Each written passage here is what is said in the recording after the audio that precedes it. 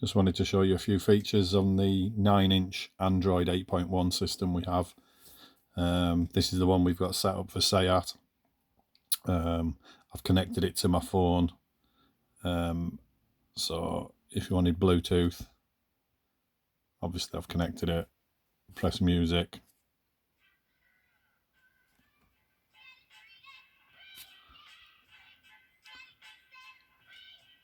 And you can control it all from here. So you don't have to keep picking your phone up. You can control it from the unit itself.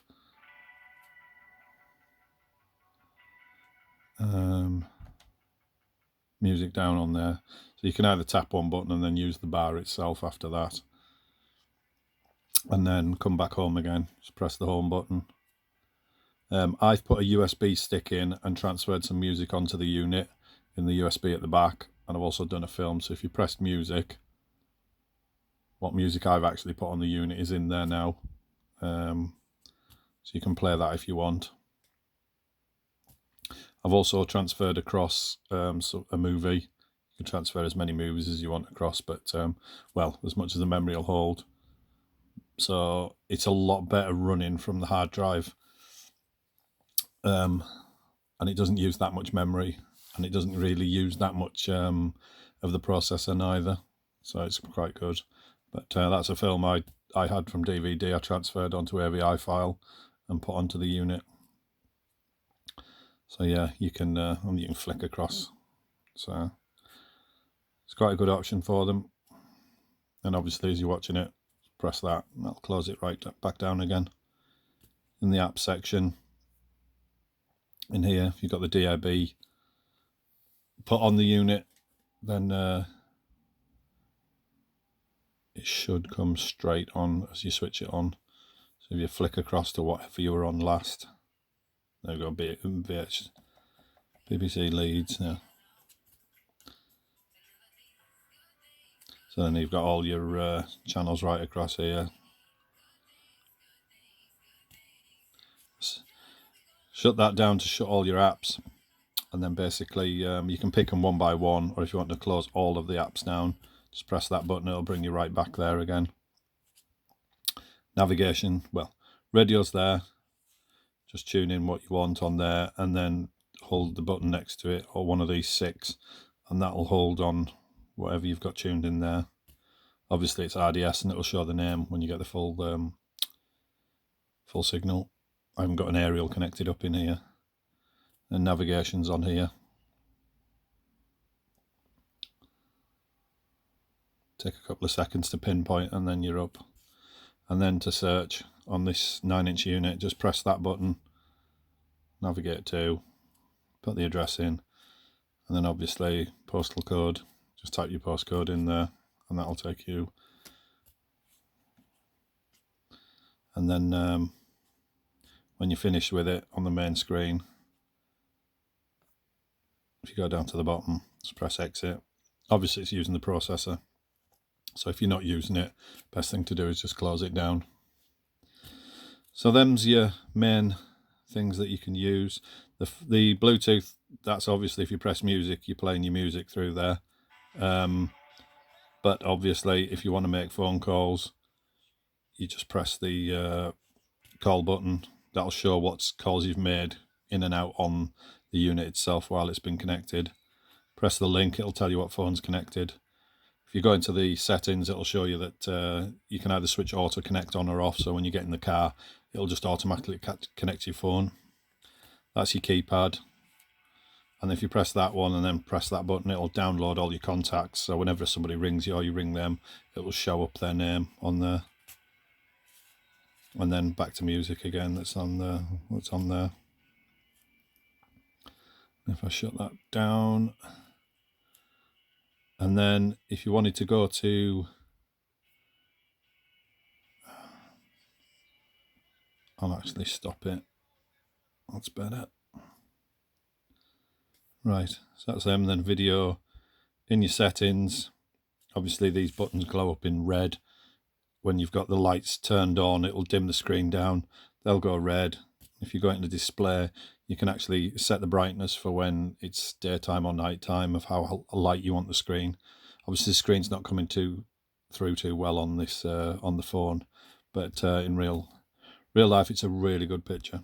If you press this button, you can obviously change the buttons to various colours. If you want neon blue, green, red, etc., it's all there. And then just your normal common settings. You want it to shut the music down when you put it in reverse, things like that.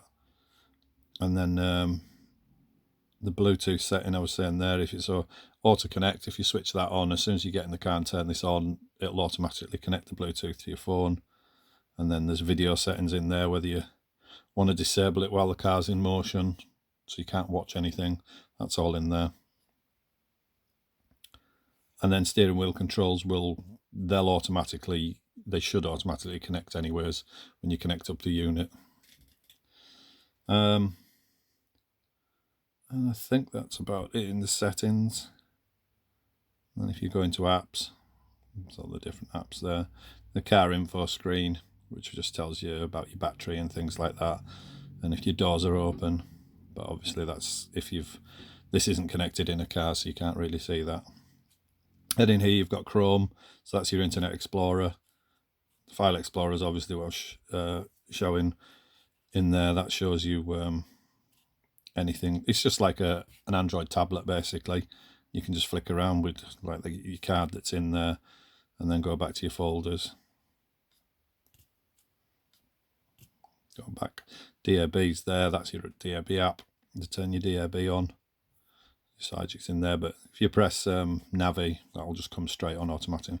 Easy Connect, that's if you want to basically mirror the screen on your phone, use Android Auto, or you want to use the Apple equivalent, but that's what that's for.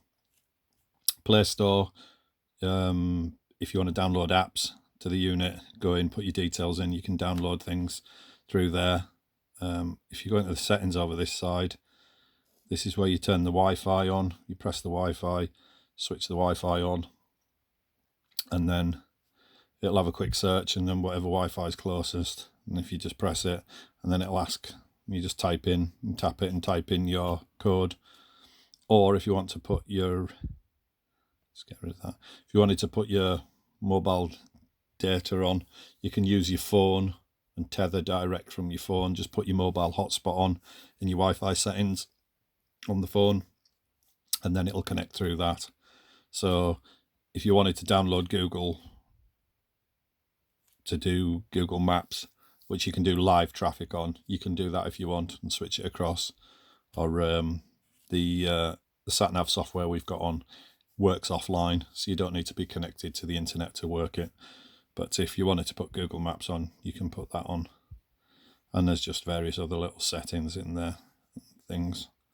And then your apps, whatever apps you've got in, you can see a list of them all here. So I'll show you that everything that's loaded on there. And then if you want to remove one, if you just hold your finger on it and press the buttons, you can uninstall it. So if I just come back out of that, the instruction manual for the unit is on there. So if you actually wanted to read a few of the pages, they're all in there, up and down and across, and you can basically read the read all the settings and things are in there. Again, press that and you can clear all. It's like the apps on your phone, you need to keep shutting them down every now and again, so they're all on there. And that's it basically. Like I say, press movies, watch movies instantly if you've got them on a card. But yeah, not a bad picture to be honest. The only thing with this unit is it doesn't have a DVD player or CD player, but most people nowadays, they just basically want to run from a card or a USB stick with music, or you can even put your Spotify account on here and just run from that. So it's got sat-nav, it's got Bluetooth hands-free, it's got Bluetooth for music. So yeah, pretty much everything on, and it's an Android system with a quad-core processor. So any other information, just email us.